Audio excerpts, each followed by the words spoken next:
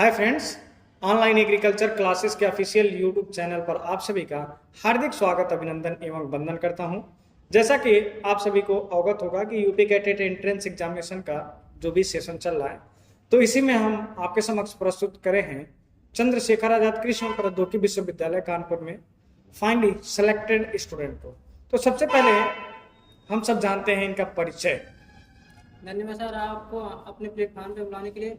My name is Rahul Kumar. I am from Basti. I have complete 10th और program GBIC inter college Munderwa Basti. Now I am pursuing Chandrashekhar Azad university of agriculture and technology. तो जैसा कि इनका selection BSc honours agriculture Chandrashekhar Azad कृषि एवं प्रौद्योगिकी विश्वविद्यालय कानपुर में हुआ है, ठीक है। तो अब ये सफल रैंक कैसे लाएं, जैसे कि UP CATET Uttar Pradesh combined of agriculture and technology entrance test में 200 क्वेश्चंस का प्रावधान रहता है। 25 zoology, 25 botany, 25 physics, 25 chemistry, 20 math, 20 GS, 60 question agriculture के। टोटल आपके 200 क्वेश्चंस होते हैं, 600 नंबर के होते हैं। निगेटिव मार्किंग 1/4 का होता है। 4 क्वेश्चन गलत करने पर एक सही क्वेश्चन इक्वल हो जाती है, ठीक है, डिडक्ट हो जाता है। तो इसी के संदर्भ में सबसे मेजर समस्या आता है आपका फिजिक्स, केमिस्ट्री और मैथ। ये सभी स्टूडेंट एग्रीकल्चर वाले जो भी छात्र होते हैं एग्रीकल्चर वर्ग के, कृषि वर्ग के, इनकी फिजिक्स, केमिस्ट्री, मैथ काफ़ी वीक होती है। तो इसको स्ट्रांग करने के लिए कैसे जो भी आगामी स्टूडेंट हैं उनको क्या प्रेरणा देना चाहिए?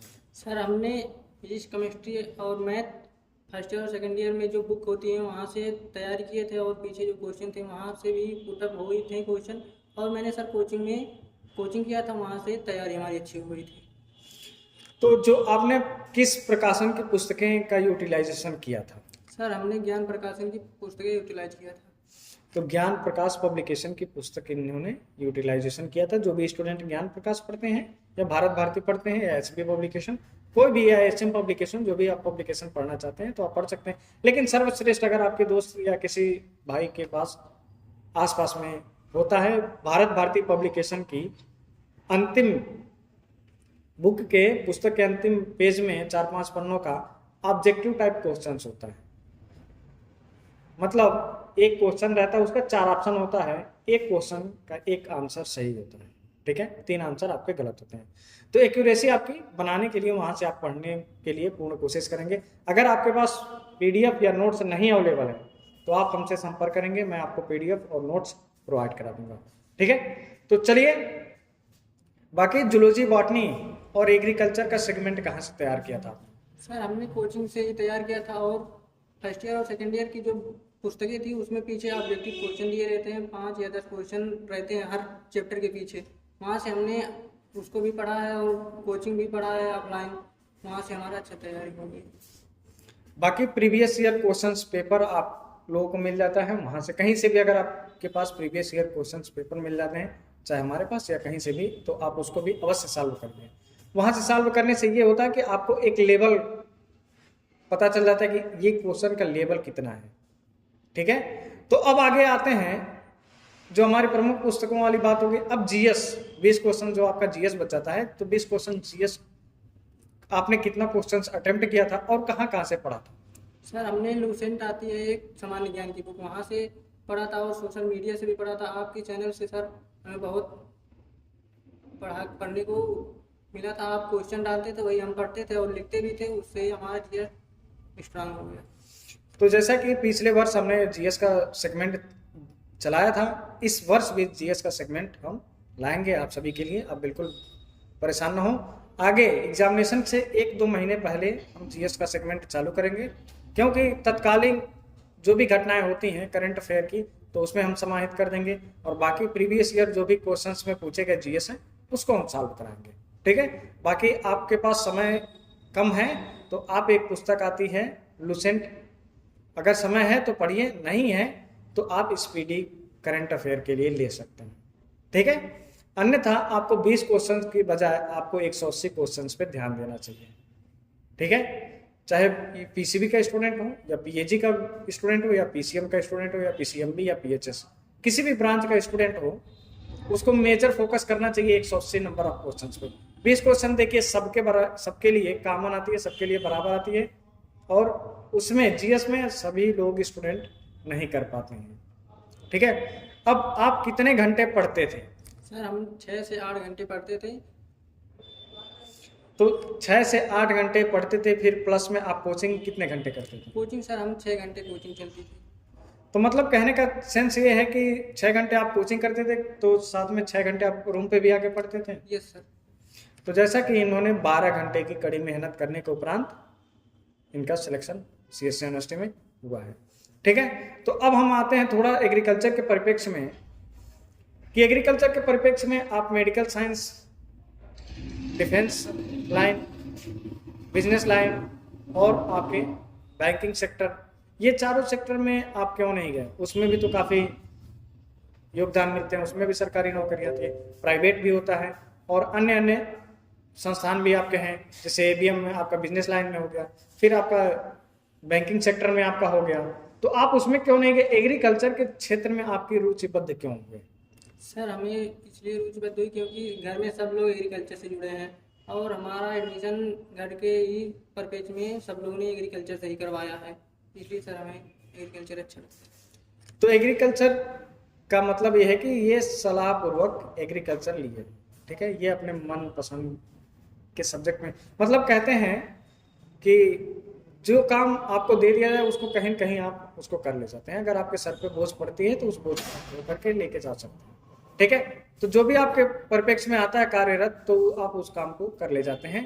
तो इसी प्रकार से एग्रीकल्चर इनको मिला, तो ये भी एग्रीकल्चर में अच्छा कदम और अपने घर वालों के परिप्रेक्ष्य में अच्छा कार्यरत, अच्छा परिणाम उनको दिया। तो जैसे कि आप देख रहे हैं कि सीएससी यूनिवर्सिटी में सिलेक्शन हो गया। ठीक है, अब एग्रीकल्चर के सेगमेंट में आप जाएंगे तो आप सरकारी नौकरी लेना चाहेंगे या प्राइवेट करना चाहेंगे? सर ये मायने नहीं रखता है कि सरकारी और प्राइवेट नौकरी रखते हैं, आपका अगर अच्छा है, बैकग्राउंड अच्छा है तो आप सरकारी या प्राइवेट कोई भी ले सकते हैं। अच्छा बैकग्राउंड नहीं है तो आप प्राइवेट ले लें, सरकारी प्राइवेट लेकर और आप तैयारी करते रहें। और आप इसके साथ साथ अगर प्राइवेट या सरकारी नहीं कर सकते हैं, आपके परिवार में अच्छा है, परिवार अच्छा है, तो आप अपना खुद का बिजनेस भी कर सकते हैं।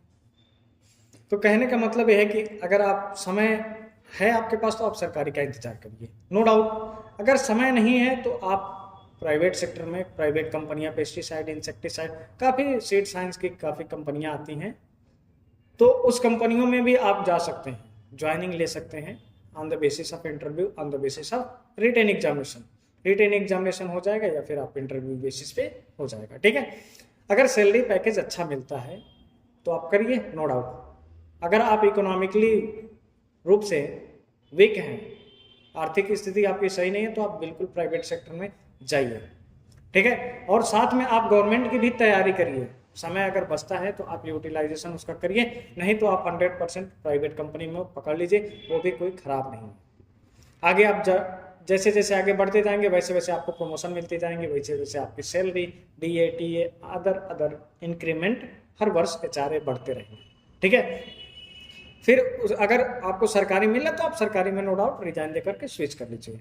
ठीक है, अब इसके बाद थर्ड ऑप्शन आपके पास आता है कि अगर आपको सरकारी भी नहीं करनी है, प्राइवेट, सरकारी नहीं करनी है, सरकारी मिला नहीं, एज ओवर हो गई, तो आप थर्ड ऑप्शन में आपको जाएंगे, तो थर्ड ऑप्शन आपको मिलेगा कि या तो इंसेक्टिसाइड या सीड साइंस या फिर फर्टिलाइजर डेवलपमेंट, आप किसी भी ब्रांच का लाइसेंस लेकर के घर स्वयं का बिजनेस ओपन कर सकते हैं। जैसे इफ्को का लाइसेंस ले लीजिए, क्रिप्को का लाइसेंस लीजिए, किसी भी फर्टिलाइजर का या सीड साइंस का लाइसेंस ले लीजिए, बीज विभाग का लाइसेंस ले लीजिए, या फिर पोल्ट्री फार्म, कोई भी फार्म आप मत्स्य पालन कर सकते हैं, बकरी पालन कर सकते हैं, सुअर पालन कर सकते हैं, भैंस पालन कर सकते हैं, गाय पालन कर सकते हैं।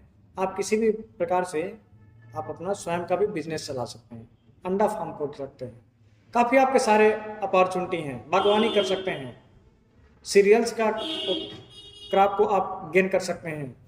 फिर उसी के साथ साथ वर्तमान में भी आपकी सबसे अच्छी योजनाएं चल रही हैं ड्रैगन फ्रूट पे, आप ड्रैगन फ्रूट पे भी काम कर सकते हैं, उसकी भी बागवानी लगा सकते हैं। उसके साथ आप इंटर क्रॉपिंग कर सकते हैं, क्रॉपिंग सिस्टम आपकी बहुत बेहतरीन होगी। इंटर क्रॉपिंग करने से आपकी रिले क्रॉपिंग कर सकते हैं, इरिगेशन आपको गवर्नमेंट आपको सब्सिडी देगी, अगर आप बिजनेस स्वयं का करते हैं तो गवर्नमेंट भी आपको सब्सिडी देगी, 60% सब्सिडी आपकी गवर्नमेंट प्रोवाइड करा देगी, 40% पैसा आपका लगेगा, 60% गवर्नमेंट आपको फंड करेगी।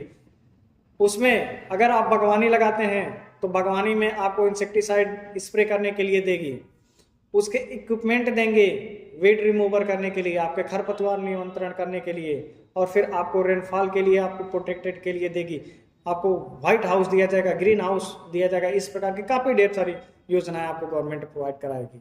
ठीक है, तो आप एग्रीकल्चर के सेगमेंट में अगर गए हैं, जाना चाहते हैं तो आइए, मुबारक हो, स्वागत है आपका, आइए एग्रीकल्चर के क्षेत्र में। बाकी अगर एग्रीकल्चर नहीं रहेगा तो आप कुछ भी नहीं कर सकते हैं। कहते हैं भूखे पेट भजन ना हो, भूखे पेट आप भजन नहीं कर सकते हैं, कुछ भी नहीं कर सकते हैं। ह्यूमन की 3 बेसिक नीड होती हैं, रोटी, कपड़ा और मकान। तो रोटी अगर नहीं रहेगी तो आप कपड़ा और मकान जाहिर सी बात है नहीं ग्रो कर पाएंगे। ठीक है, तो इसी संदर्भ में अब हम आगे आ गए हैं। तो आप अपना पर्सनल ओपिनियन क्या देना चाहते हैं, जो भी स्टूडेंट तैयारी करना चाहते हैं तो आप उनको क्या अपना पर्सनल सलाह देना चाहते हैं? यदि सेल्फ स्टडी करना चाहते हैं तो सबसे पहला क्वेश्चन हमारा ये है कि अगर जो भी स्टूडेंट सेल्फ स्टडी करना चाहता है तो सेल्फ स्टडी कैसे करे, किस रणनीति से करे? जी सर, सेल्फ स्टडी अगर कोई बच्चा करना चाहता है, हमारा छोटा भाई, तो सेल्फ स्टडी भी कर सकता है। अपना जो इंटर और हाई स्कूल और नहीं 11 और 12 की जो पुस्तकें होती हैं वो अच्छे से पढ़े और तैयार करें। यूट्यूब पर फ्री ऑफ कास्ट वीडियो भी पड़ी रहती है, उसे भी थोड़ा देखे रहें और अपना तैयारी करते रहें। और अगर जो भी स्टूडेंट आकर के कानपुर में ऑनलाइन या ऑफलाइन कोचिंग करना चाहता है तो उसके लिए आप क्या कहना चाहते हैं? कानपुर में सर बहुत सी कोचिंग है, ऑनलाइन भी चलती है, ऑफलाइन भी चलती है। अगर वो भाई की आर्थिक स्थिति, छोटे भाई की आर्थिक स्थिति अगर सही है तो आप अगर ऑफलाइन भी कोचिंग कर सकता है। अगर आर्थिक स्थिति सही नहीं है तो ऑनलाइन भी कोचिंग कर सकता है। अगर आप घर से सक्षम हैं कानपुर आने के लिए तो ये मान के चलिए आपको पर महीने 5,000 रुपये खर्च होंगे। 1,500 रूम का, 2,000 रूम का, 2,000 टिफिन का, मतलब मान के चलिए अप्रॉक्सीमेट आपका पर महीने 5,000 रुपये खर्च होने हैं। ठीक है, और प्लस में आपकी कोचिंग की फीस ज़्यादा नहीं होती है, कहीं पे 10,000 होती है, कहीं 15,000 होती है। लेकिन सबसे बेस्ट आपको देखना है कि वहाँ की फैकल्टी क्या है और वहाँ पे नंबर ऑफ सिलेक्शन क्या है, एक्यूरेसी क्या है। अगर क्लास में किसी भी क्लास में 120 स्टूडेंट पढ़ रहे हैं तो उसमें से जाहिर सी बात है अगर 80 स्टूडेंट आपके सिलेक्ट हो जाते हैं तो इसका मतलब बहुत अच्छी कोचिंग है। ठीक है, तो आप आकर के कर सकते हैं कोचिंग करने के लिए आइएगा तो हमसे ज़रूर संपर्क करिएगा। आपको बेहतर से बेहतर कोचिंग में एडमिशन दिलाने के लिए कार्यरत करेंगे, और जो भी हमसे फीस कम होगी तो हम फीस भी कम करा देंगे। ठीक है, आपकी मनोबल या आर्थिक स्थिति के अनुसार। ठीक है, तो बाकी जो भी क्वेश्चंस होगी आप कमेंट सेक्शन में छोड़ दीजिएगा, हम आपको अगले वीडियो में प्रोवाइड करा देंगे उसका आंसर। तो मिलते हैं नेक्स्ट वीडियो में किसी नेक्स्ट टॉपिक के साथ, तब तक के लिए जय हिंद।